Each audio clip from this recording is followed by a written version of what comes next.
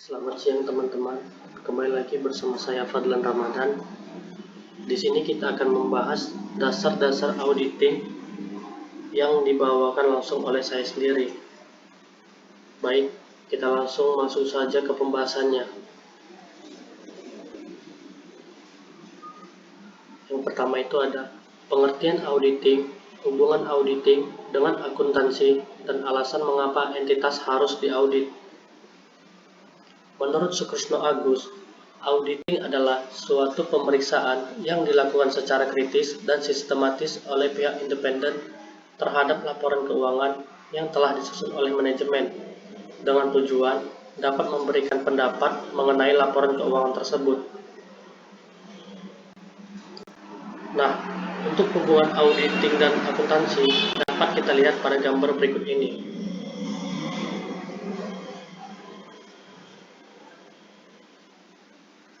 Kemudian, mengapa entitas harus diaudit?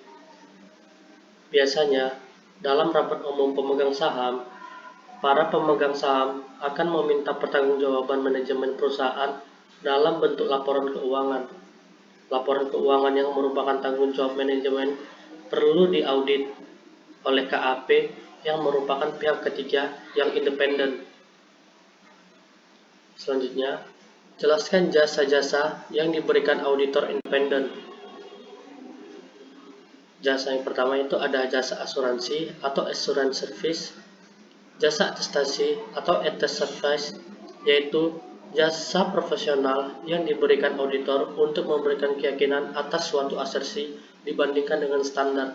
Contohnya, audit atas laporan keuangan, atestasi terhadap pengendalian internal, review laporan keuangan, dan jasa lainnya. Kedua, jasa asuransi lainnya. Ketiga, jasa non-assurance. Oke, selanjutnya kita akan membahas jenis-jenis laporan auditor dan opini auditor atas laporan keuangan auditan. Kalau ini ada 5 jenis, yaitu unqualified opinion, yaitu jika auditor tidak menemukan adanya kesalahan pada keseluruhan laporan keuangan. Kedua, qualified opinion, yaitu seorang auditor akan menyatakan opini wajar dengan pengecualian. Ketiga, modified unqualified opinion, yaitu didasarkan pada suatu keadaan tertentu yang tidak berdampak langsung pada opini auditor. Keempat, adverse opinion, yaitu jika pada saat auditor melakukan pemeriksaan terhadap laporan keuangan mendapat bukti yang tepat dan cukup. Kelima, disclaimer of opinion, yaitu kesalahan material yang tidak terdeteksi pada laporan keuangan. Kemudian, tujuan keseluruhan auditor dalam audit atas laporan keuangan dan bagaimana auditor mencapai tujuan tersebut seperti dijelaskan dalam standar audit 200. Untuk mencapai tujuan keseluruhan auditor, maka yang harus dilakukan ada 5. Yang pertama itu ada auditor harus mematuhi seluruh ketentuan etika yang relevan, termasuk ketentuan tentang independensi yang berkaitan dengan perikatan audit atas laporan keuangan. Kedua, auditor harus merencanakan dan melaksanakan audit dengan skeptisme profesional. Ketiga, auditor harus menggunakan pertimbangan profesional atau professional judgment dalam merencanakan dan melaksanakan audit. Keempat, audit harus memperoleh bukti audit yang cukup dan tepat untuk menurunkan risiko audit ke tingkat yang dapat diterima. Kelima, auditor harus mematuhi seluruh standar audit yang relevan dengan audit. Setelah itu, kita akan membahas dalam standar audit 200 disebutkan bahwa auditor harus merencanakan dan melaksanakan audit dengan skeptisme profesional dan menggunakan pertimbangan auditor. Ada yang tahu tidak apa itu skeptisme profesional? Kalau gitu, mari kita bahas. Skeptisme profesional adalah suatu yang mencakup suatu pikiran yang selalu mempertanyakan, waspada terhadap kondisi yang dapat mengindikasikan kemungkinan kesalahan penyajian, baik yang disebabkan oleh kecurangan maupun kesalahan, dan suatu penilaian atas suatu bukti.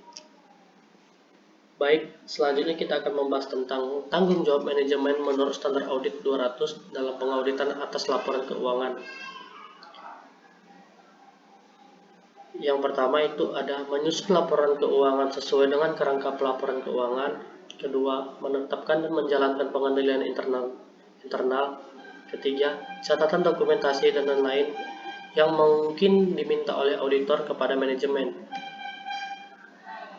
Selanjutnya, independensi auditor sesuai dengan aturan etika akuntan publik yang berpraktik melayani publik.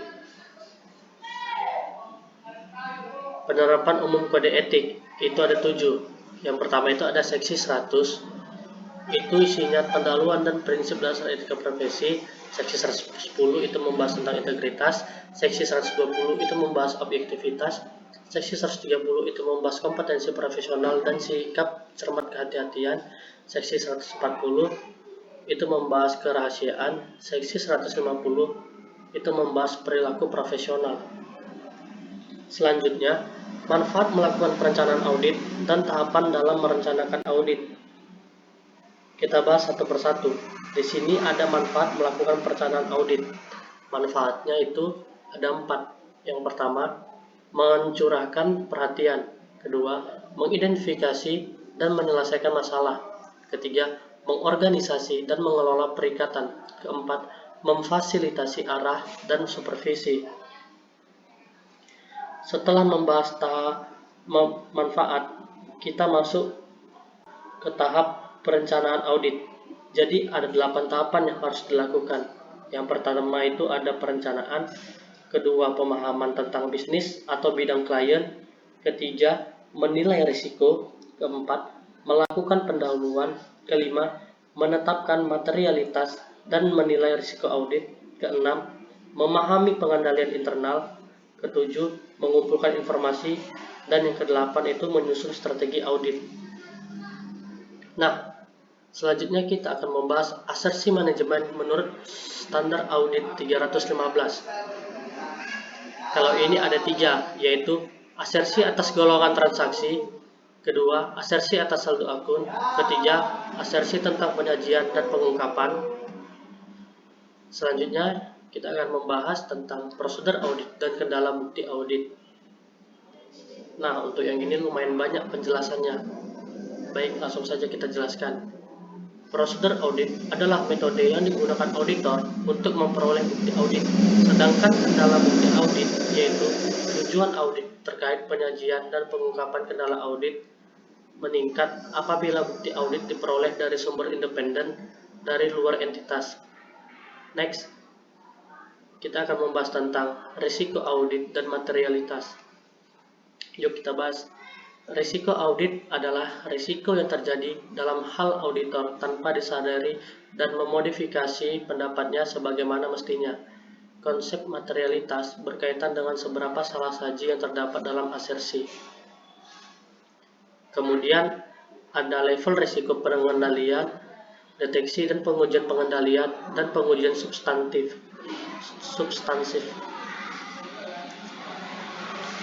Nah, teman-teman bisa lihat di slide sudah tertera bagian tentang prosesnya.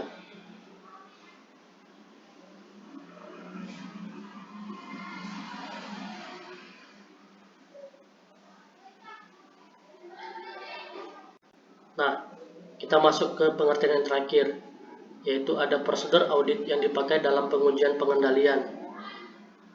Kalau ini ada 3, yaitu yang pertama pengujian pengendalian atau test of control, kedua ada bukti tentang efektivitas dan kebijakan SPI, dan yang ketiga itu ada keterangan atau inquiry dan pelaksanaan ulang atau reperforming.